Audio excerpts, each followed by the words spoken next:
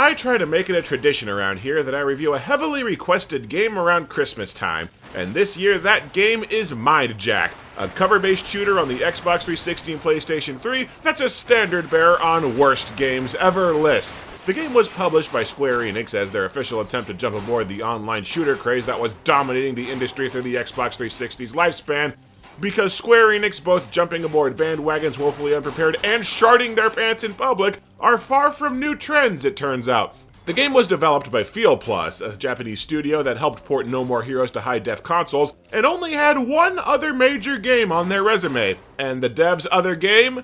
Ju-On the Grudge on the Wii. The saddest excuse for a horror game that I've ever seen. A lot of things are making more sense now. It's time to jack ourselves up and jack off to play Mindjack.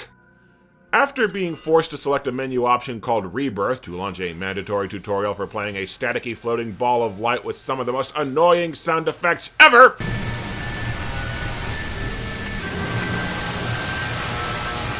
we cut over to our protagonist, Jim Corbin. Jim's an agent with the FIA, and no, they never explain what that means, who's a former soldier, and he's got a dead wife. A dead wife whom he keeps envisioning as a young girl to where I thought she was his daughter.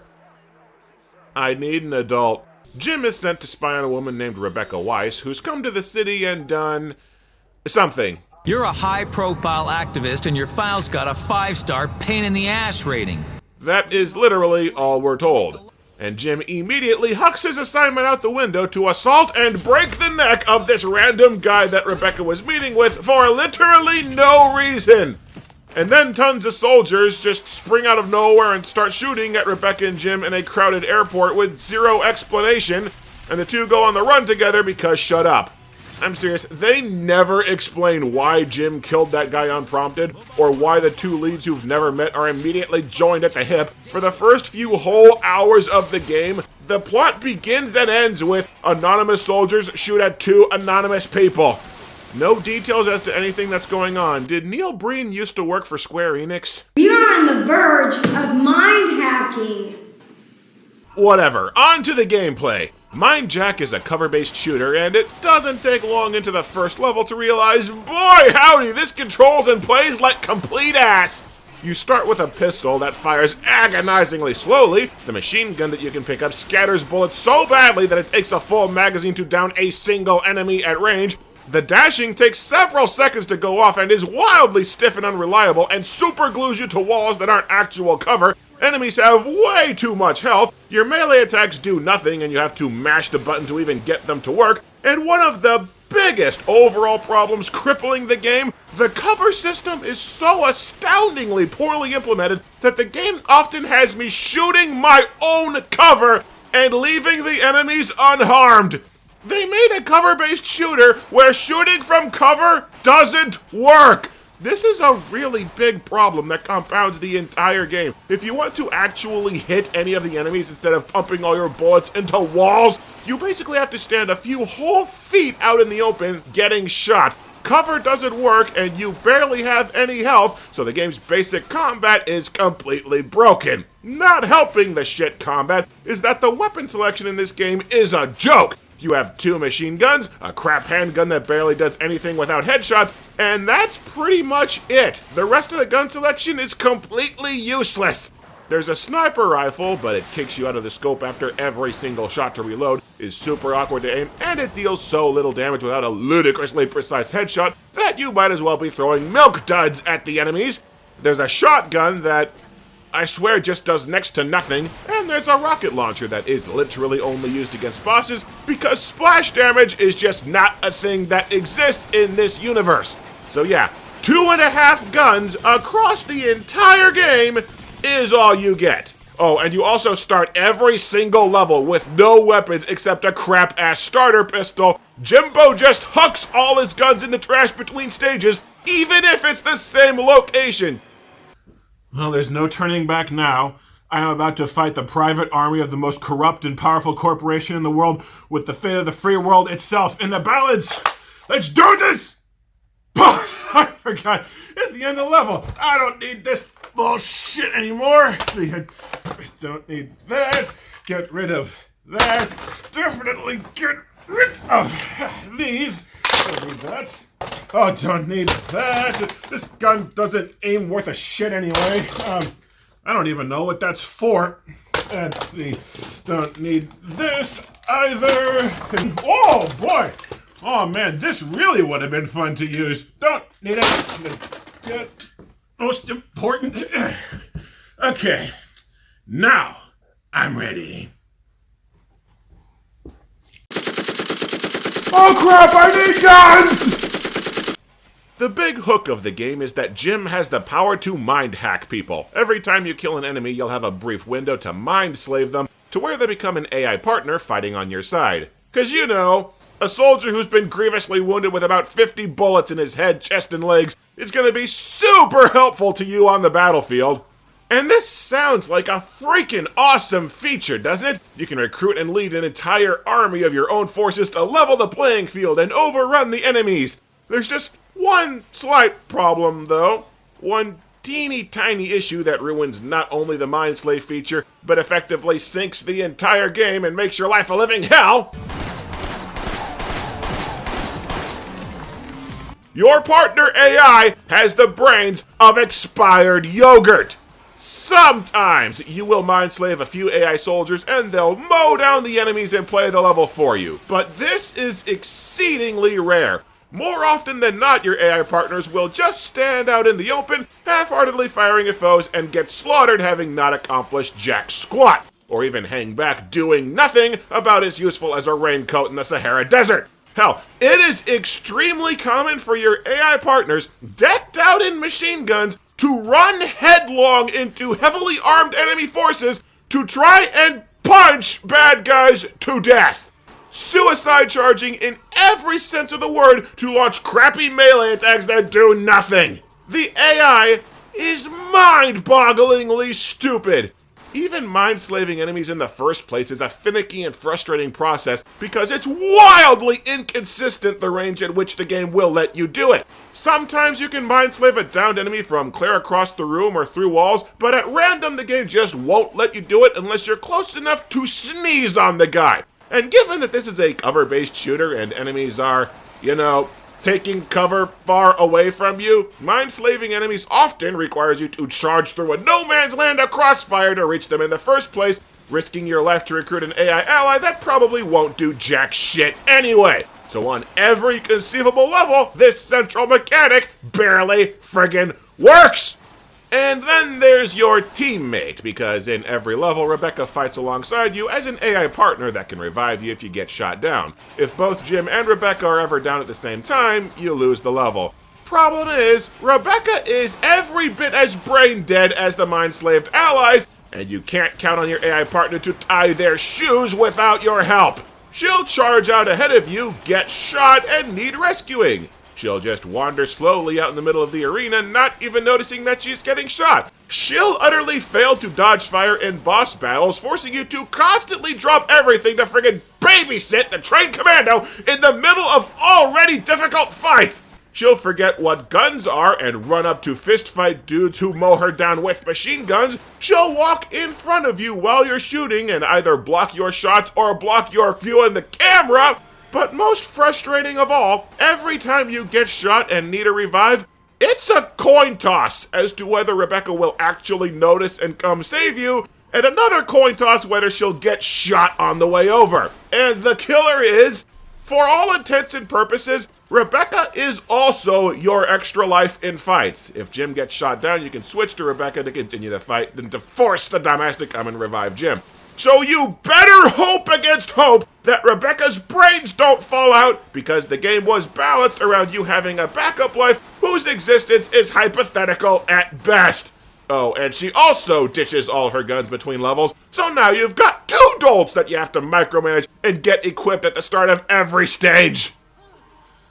There is one more application to Jim's mind-hacking powers, though. In addition to recruiting AI partners, you can also mind-hack into nearby civilians or into enemies who have been mind-slaved, taking over and controlling other characters. It's another great and innovative new feature, and again, it barely friggin' works. In the most ideal of circumstances, you can mind-hack civilians and use them as extra lives in combat. outflanking enemies for ambushes, or just having expendable bodies to thin out the enemy numbers.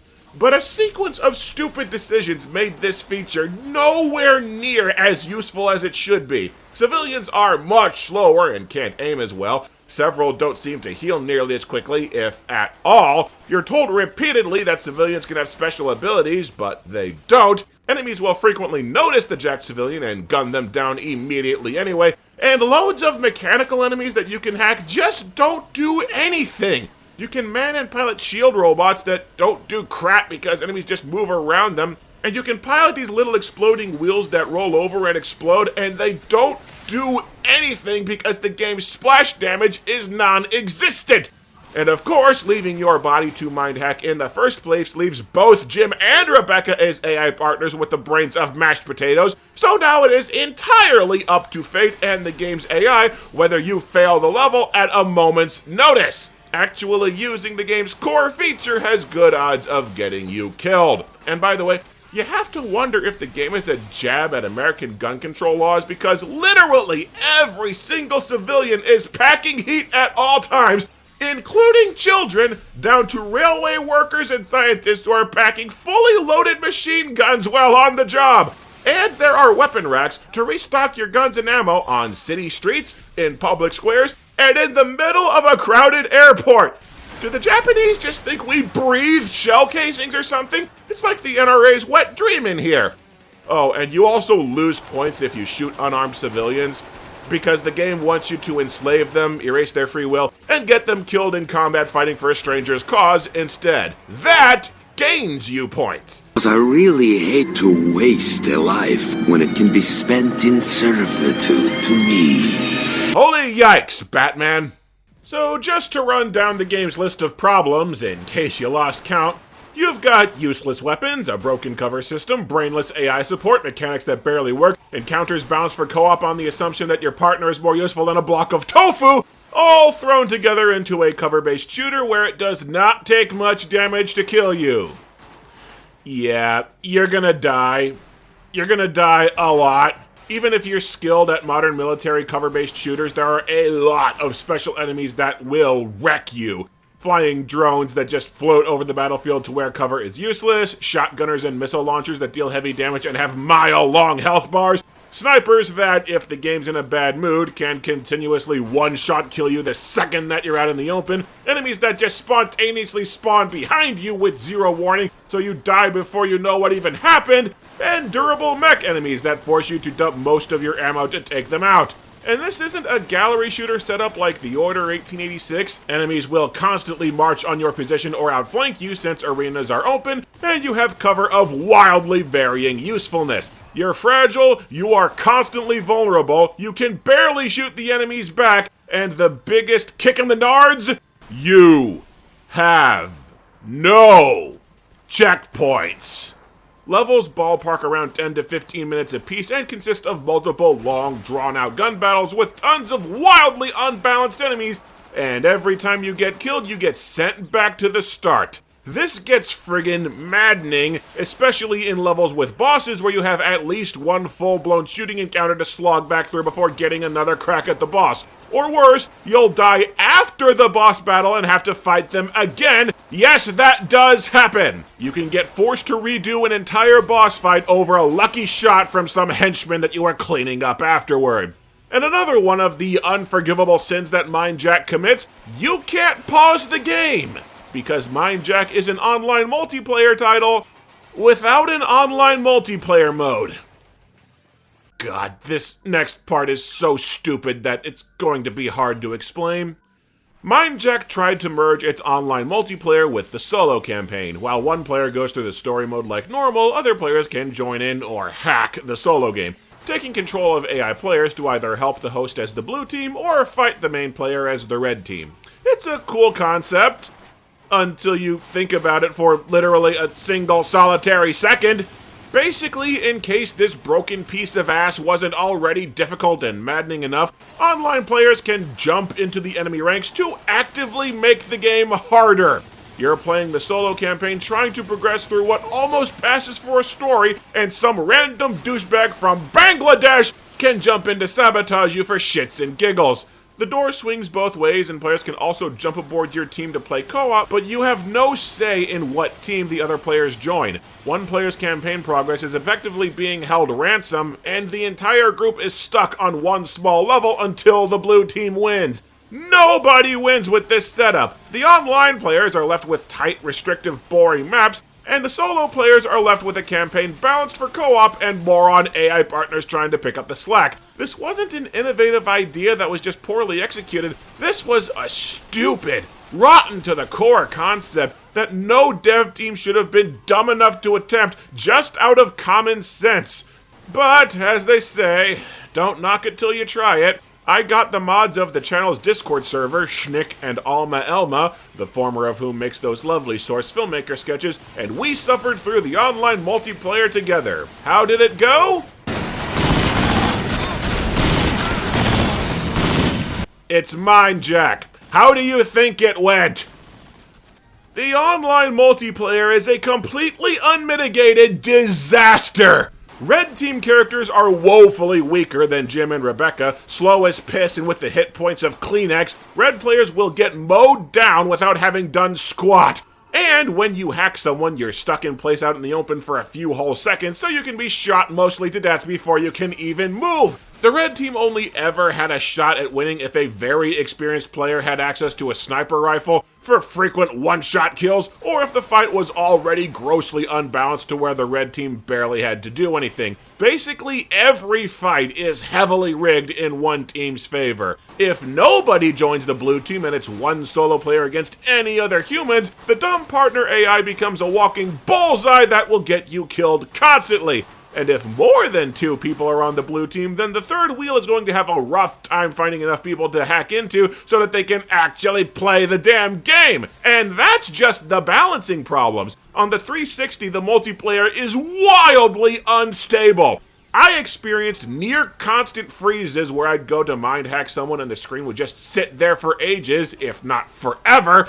And odds were good that I'd crash the entire session unless I completely closed out the entire game. And that was with my 360 in the game room with super fast internet. In my basement, where the internet is still fast enough to stream movies at max resolution without interruption, the game was completely unplayable. The session would crash at the end of almost every level and not mark the stage complete, so we'd have to redo it. Players would glitch to where they couldn't pick up weapons or ammo. Players would rampantly freeze and be completely unable to move. The session would end for the host, but not for a frozen hacker player, and then the host wouldn't be able to launch a new session until everyone had managed to get out of the first one. Basically, if your internet connection is merely pretty good but not perfect, the online mode completely sharts itself inside out. And the worst part is, Schnick and Alma claim that they've played the entire PlayStation 3 version in co-op, and they didn't have a single problem. Probably because the Japanese actually like the PS3 and often gave 360 ports the shaft. That still doesn't change the fact that the game's online is completely worthless unless you use it solely for the co-op to help you get through the paper-thin utter dross that is the story. So you spend a few hours shooting endless identical waves of anonymous soldiers in boring locations with no idea what in the hell's going on or why people want to kill you. And the way that Jim and Rebecca only speak in smug, sarcastic wisecracks, these are the most punchable player characters that I've seen in a long time. I knew that even before you said it. Damn it! Am I even getting through to you guys? Security's gone crazy. Something we said? Shoot first, ask questions later. One unexpected upside to mind hacking is that sometimes it confuses the enemies and gets them to wander in circles because they can't tell which good guy they're supposed to shoot. Eeny, meeny, miny, mo. The third or so level, you get attacked by a helicopter, and you're introduced to the next circle of hell, boss fights. Big-ass mechs and vehicles are only vulnerable to the rocket launcher, and rocket launchers can only be picked up by killing huge armored dudes. And the huge armored dudes take tons of ammo to kill while savaging you with insta-kill rockets. And you need to concentrate tons of fire on these brick shithouse rocket guys while endlessly respawning foot soldiers constantly outflank you, and while the boss savages you with rockets from off-screen, and while babysitting your dipshit partner, whom the boss will blow up every minute or so. It sucks! And even once you do all this crap and get a damn rocket launcher, it only comes with 2 rockets! You'll need to wait for another rocket trooper to spawn and do this whole damn dance again! Oh, and try not to pee or get a phone call because, again, no checkpoints, no pausing, no backup. The one thing that makes the bulk of the bosses bearable is a massive design oversight and a dirt simple exploit. There's almost always a gun rack to refill your ammunition in the boss arena if you can find where it's hidden. And I don't think the devs realize that you can use the rack for unlimited rockets. So all you need to do is kill 1 rocket soldier and then camp near the ammo dump and kill the boss with ease. You can tell this is not how these fights were meant to work, but nothing else in the game works either, so ride the wave! It's not until a few hours and several levels deep that the game starts to form something vaguely resembling a plot. Rebecca wants to meet with an anti-technology radical named Arthur Ellis, and won't tell you why. The two have to break into Ellis's apartment, but it's guarded by a giant robot. You're flat-ass told that you can't fight the robot and you need to run away to a back exit, but I ran all over creation. I couldn't find said exit. Maybe you're supposed to kill all the foot soldiers backing up the robot, but they just keep respawning and there's no end in sight, so what the hell do I do? Turns out you are supposed to kill all the foot soldiers. The game just has some truly abusively long battles where enemies will respawn for like 10 minutes straight with no clue as to what's going on, to where you wonder if the damn game's broken. And then when you kill all the other enemies, the robot just explodes on its own. Try this on any other level and you'll be stuck there forever. Jim and Rebecca break into Ellis's house and he's not there, but he left some data for Rebecca that a company called Nurkis is involved in a cover-up of making brain tumor patients disappear. I don't know what has happened. Smoke the gun. The whole world is exploded. I don't know what has happened. Yeah, I don't know what has happened either. The game basically explains that the hordes of soldiers you've been fighting are Nurkis' private army protecting a cover-up, but they also said that you were getting shot at because that guy that Jim Man of Steel'd at the start of the game was another FIA agent. How does actual exposition make the game more confusing? Jim and Rebecca head to a cargo dock to investigate Nurkis, but first to escape, they have to fight a squad of Special Forces cyborg ninjas. And they are somehow even dumber than the regular AI. The special ops dudes literally just run in circles, making zero effort to kill you. They only actually fire on you if you plonk behind cover and sit completely still. Literally any actual tactics or maneuvering on your part, and they completely melt down and stop attacking you. They don't know what has happened. Not that the dumb AI is limited to the Spec Ops, though, given that I kept spotting AI Jim and AI Becky shooting the damn walls! Granted, the walls are more of a hazard to you than the ninjas are, but finally they escape from Ellis's place.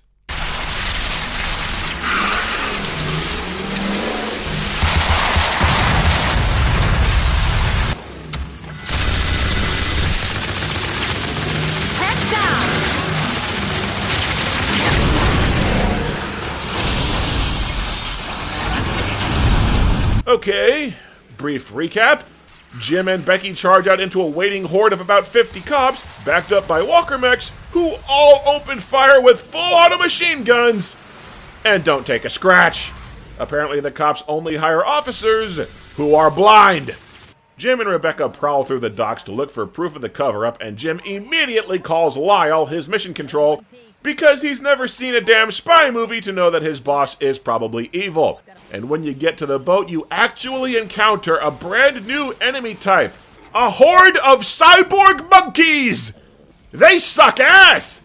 Seriously, they hit you once, they run away so that you can heal, they forget that they have guns, and you have to mindslave about 4 of them before they start doing shit to help you. But I guess I can't get too mad. The monkeys at least have an excuse to be stupid! Right, Jim? Right, Rebecca? And then, midway through the Nurkis base, this happens. Ever heard of Mindhack, Agent Jim? Allows partial neural influence of one human over another. They can do that? According to this, they can do it and you'll never even know it's happening. What? Yes! Yes, they can do mind hacking! You've been doing it for the past 4 hours! Why did you think that mortally wounded soldiers kept rising from the dead perfectly fine and shooting their friends for you out of the blue? This is like Superman asking if aliens exist, or Batman asking if parents can die! What's funny is that this scene is supposed to be a huge reveal that Jim is not the one that's in charge here, but it doesn't come off like Jim not knowing he has powers. It comes off like Jim is the dumbest, most oblivious moron who ever walked the earth. And it gets worse. Rebecca reveals that she is also an FIA agent, which makes absolutely no friggin' sense when you remember her introductory scene went like this. You're a high-profile activist and your file's got a 5-star pain-in-the-ass rating. You read her file, and it didn't mention that she works for you! So you're telling me that the impetus of the plot that set everything in motion was a secret agent went to see an informant, got cut off by another secret agent that she didn't know about, and then their rendezvous got cut off by yet another secret agent, none of whom knew or flashed a badge, that they all work for the same agency? I'm starting to think that FIA stands for Fucking Idiots Anonymous. Archer's spy agency is better run than this. Whatever, you fight a giant cyborg gorilla. Congratulations. Exactly one cool thing finally happened. And Becky immediately ran up to the cyborg gorilla to try and punch it to death. It did not end well. The gorilla fight is split into 3 phases. He runs away to make you fight monkeys, and then there's a final battle where he's backed up by a bunch of soldiers. During the second phase, I mind-hacked a scientist to give myself an extra life to work with, and then when the third phase started, I was left trapped behind a collapsed wall with the boss and lead characters in another room. Seriously, I can't climb over this debris, and my mind-hacking ghost whatever can't pass through it. I am literally stuck in the corner, and the AI has to fight the boss for me. I am 100% reliant on the AI not sharding itself to finish this level. And this happened every time I fought this boss. Becky just disappears for no reason, and Jim's friend Lyle shows up to help. And they try to feint like this is all just happening in Jim's head because Rebecca has vanished and all the bodies are disappeared, but that literally never gets mentioned again.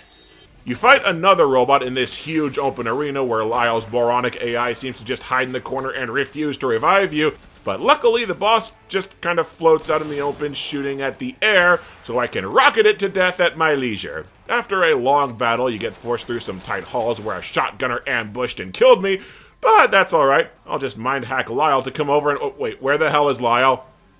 Oh no. Oh no! Lyle, you dumb bastard! He's stuck on a wall back in the boss arena on the other side of an impenetrable wall! I can't reach him, he can't come revive me, and there's nobody else to mind hack! I'm stuck in ghost form, forced to restart the level, and I have to fight this goddamn mech boss again! How in the hell do you leave 2 horrible game breaker bugs in a row like this? I didn't find out until long after this point that there is actually a button to teleport over 2 hackable characters instantaneously if the game ever leaves you stuck. In my defense, though, I probably forgot about that because the game only brings it up once, the very first time that you boot up the game, and it never reminds you again. No, instead the loading screen spouts stupid-ass lore about the locations and the utterly vital hints of push right trigger to shoot. You know, in case you got 5 hours deep into a shooter game without knowing how to shoot! This was about the time that everybody I had discussed the game with online told me that Mindjack actually did receive a patch, and boy howdy, as soon as I installed the patch, I noticed a whole world of difference. Because the waypoint marker immediately disintegrated and the path further into this stage closed off, trapping me in this room with no way to advance the level. Thanks, Square Enix! Your patch didn't fix shit! And it sure as hell didn't rebalance the combat since the next encounter has enemies spawn in behind you, and rocket launcher robots bum rush you for constant cheap instant kill ambushes. Ah, freaking sweet. There's a cyborg gorilla off to the side of this level that you can mind hack and control. This is gonna be awesome! Okay, pulling the trigger does nothing. Pushing square makes him do a ground pound, but it didn't even mildly annoy a grunt at point blank range. What the hell does this damn gorilla actually do? And he's dead. Great. Jim and Lyle head to Nurkus headquarters. Just because, I guess. They think Rebecca went there with absolutely nothing to prove it, so might as well just storm a heavily guarded building and kill tons of private military forces on a random-ass hunch, I guess. But the entrance to the building is blocked by a big-ass tank robot that you fight on a narrow street with nowhere to circle around it. The cover doesn't actually block its instant kill shots, and your AI partner will die continually and force you to revive them every few seconds. What the hell is this game? And then to get into the actual building, you have to fight a new boss. Totally not Metal Gear Rex, with a 30-foot-long prehensile penis cannon. I am not kidding. Optimus Rage Quit here is the point where a lot of players just chuck the game and give up. He fires all kinds of shit at you, he's flanked by troopers that respawn endlessly, and unlike all the other bosses, it is not clear at all how you kill him. I grabbed a grenade launcher that only appears in this fight, and I camped out by the ammo rack to keep refilling it. Near as I can tell, you're supposed to blow off its cannons and the exhaust pipes on its back, but from there, I am stumped. I just rammed enough explosives into this thing to level Zimbabwe, and eventually it died. I seriously have no idea what I did. I think it really does just have a health pool the size of the Mariana Trench. Also, I'm gonna go ahead and gloat here. This fight only took me 2 tries. And my first attempt only failed because I needed a revival, and my AI partner completely failed to notice. He was busy trying to fight Mechagodzilla with a handgun. Cause yeah, 5 dozen grenades didn't even scratch him, but a crappy starter pistol will surely be his downfall. That reminds me, actually, never, ever give the partner AI an explosive weapon. I left AI Jim with a grenade launcher to make sure that I'd have a spare while I went mind hacking, and I caught him using said grenade launcher to shoot walls at point blank range and blow himself up. You failed so badly at coding that the AI is now literally committing suicide. Outstanding. Anyway, Lyle is a traitor, which explains why he was an even more useless AI partner than Rebecca was, because I'm sure that was on purpose. And Rebecca comes back and you fight Lyle. You fight him by shooting more blood out of him than is physically possible for a human body to carry while he sits on ass doing nothing. Seriously, the only challenge to this boss is the fact that you need to keep running for more ammo to pump into his useless, dopey face. And then he just gets away anyway. Apparently Rebecca knew that Lyle was dirty, but didn't tell Jim because they thought he was in on it, why didn't she just blow his brains out when he killed an FIA agent unprompted at the start of the game? And if she knew that Jim's boss was evil and manipulating him, why didn't she get him on the phone with literally anybody else in the agency to explain the situation? How is it that every single new plot development wildly contradicts everything that's preceded it? Gardner shows up to taunt you and says that he's going to use mind hacking to force world peace and— oh, wait, what's that? You say you don't know who Gardner is? Well, what a coinkydink! Neither do I! Gardner is the CEO of Nurkus, the inventor of mind hacking, and the maniac who set the game's events in motion because he wants to use mind hacking to take over the world. And this, right before the climax to the friggin' game, is literally the first time he's been mentioned! They forgot to establish the main freaking villain until the game was almost over.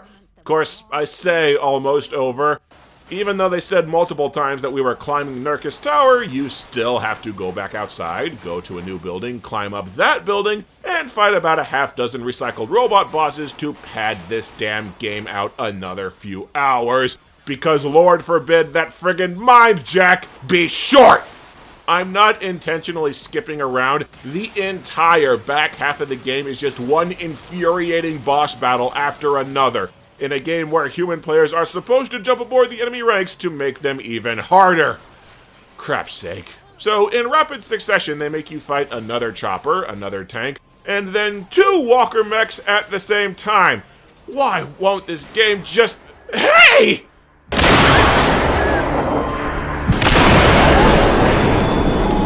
You dumb sack of bitch! Rebecca walked in front of my rocket as I tried to shoot the boss and got us both killed. Brilliant! How is the AI still finding new ways to surprise me with its bottomless stupidity? I know I said that Lyle was dumber, but it's not a competition! Slippy and Falco don't look so bad now, do they?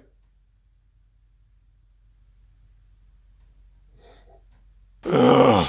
The worst part about this dual mecha boss is that once one of the mechs goes down, they spawn 2 little robots called Furies that float over both characters' heads and shoot rockets into your face over and over and over to where you get stun-locked and you can't revive and you have to start over. Eventually, I managed to survive the ambush and mind-hack the little shits. And a very interesting thing happened. I had killed the first mecha, fumbled around to survive and mind-slave the Furies, and as I start thinning out the enemy backup, I realize the second mech boss is gone! He just friggin' vanished into thin air! So either the game bugged out so hard that it disintegrated an entire boss, or the Fury enemies are so overpowered that they soloed a second boss for me. Either way, broken trash game! Jim and Becky fight their way to Gardner's office, only to find out that Gardner is dead. Lyle's been running the whole conspiracy, and he deep-faked Gardner to throw off suspicion. Jim's dead wife, Emily, just so happens to be Gardner's daughter, and he was trying to preserve her brain through technology when he invented mind hacking by mistake. Lyle wants the tech for the American government to use as a super weapon, and he arranged all the game's events because he needed to trick Jim into breaking into Gardner's office for him. None of that makes any sense. If this was all just the work of one lone renegade agent, why have we been fighting Nurkus soldiers this whole time? Why is there private army involved if nothing about this conspiracy actually has anything to do with them? Why is there a conspiracy around disappeared brain tumor patients connected to mind hacking if Gardner was adamant about not using the mind hacking and probably wasn't testing it on anyone? If Lyle was working with Nurkus, why the hell couldn't he get into their dead boss's office without orchestrating a convoluted scheme that involved leading Jim and Rebecca on a wild goose chase? Why did Nurkus shoot at Lyle when he was part of our squad? Why couldn't Lyle just have deepfake Gardner order the employees to let him into the office? Why can Jim and Rebecca get into this random-ass office, but Lyle can't? How do Rebecca and Ellis fit into all this? Why did Rebecca need to break into Nurkus' labs to look for evidence when it sounds like she already knows what mind hack is and if Nurkus isn't actually behind this whole conspiracy? And why did Lyle try very hard to kill Rebecca and Jim for closing in on the conspiracy if he very specifically needed them alive for his master plan and didn't actually give a shit if they found out about mind hacking? None of this plot makes any damn sense, and trust me, it's about to get worse. After you curb stomp Lyle again, a friggin' robot android with Gardner's brain drops down to serve as the final boss. I mean, I think it's Gardner. The TV tropes page seems to think that it's Emily, but nothing in the game implies that. Plus, if it really is Emily and the first thing that Emily does upon waking up is try to murder her husband, I think maybe there's more to her death than we know about.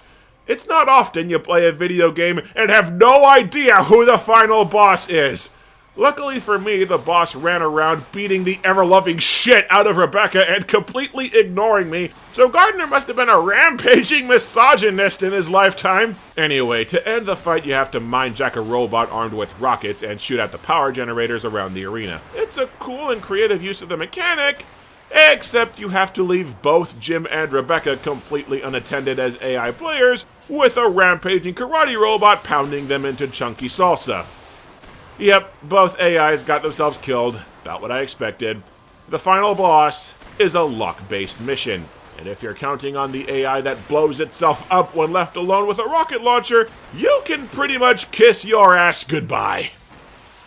Jim puts it together that Gardner has been mind-hacking the players this entire time to counter Lyle's plan, which, again, makes absolutely no friggin' sense. Gardner has been hacking Jim to stop his technology from being stolen, but Gardner may also have been piloting a robot to stop himself. And there was a long stretch of game where Gardner was directly brain controlling the man that he was trying to stop. Why didn't Gardner just have Lyle blow his own face off and save all the trouble? And how did he do all this crap when he's already dead? Oh, son of a bitch! That's why the opening prompt of the game was Rebirth. That opening tutorial was Gardner turning himself into a Mindjack ghost. Whatever. Jim blows up the server with Mindhack so that nobody else can use it. Only not because they sequel bait this thing hardcore, immediately revealing that Mindhacking is still in the world and something worse is coming. This is almost exactly how Devil's Third ended. You didn't accomplish a damn thing, asshole! Now pre-order the sequel that's never going to happen. Mindjack is a damn travesty of a game. Wildly unbalanced and poorly designed to just stomp the player to death over and over again, virtually non-existent AI to compound the problems of being balanced for co-op, near broken, intensely frustrating boss battles, and a story that doesn't make a lick of sense no matter how much it babbles on. Which, funny you should mention that, because for a Square Enix game that's loaded with cutscenes and heavily story-driven, there are no writers listed in the credits. Literally nobody wrote this. The Quiet Man managed to land a Deadpool comic book author to write its story, and they couldn't get anyone for this crap. So if the game feels like its entire plot is being made up on the spot, it probably was. It's pretty obvious that this was made first and foremost to jump aboard the online shooter bandwagon, with story, AI, and balancing all taking a distant second in terms of priority, except their stupid-ass attempt to blend single and multiplayer results in it being a game nobody would ever want to play as an online shooter. The game is almost passable if you play it in co-op, and not on the 360 where the servers are turd, but I don't really subscribe to the idea that a game is good if you have fun doing it with friends. You know what else is fun to do with friends? Watching food fight! Developer Feel Plus was put out of our misery and folded into another dev team shortly after Mindjack's release, so there aren't any other examples of them catastrophically failing to understand how to make a basic game genre for us to cover, and thank the Lord for that, because the two games they did squeeze out are jacked up enough for a lifetime. And what a day it's been for travelers and workers at San Mira International Airport. I don't know what has happened. It's multi-gone. The whole world is exploded. We're just running very fast.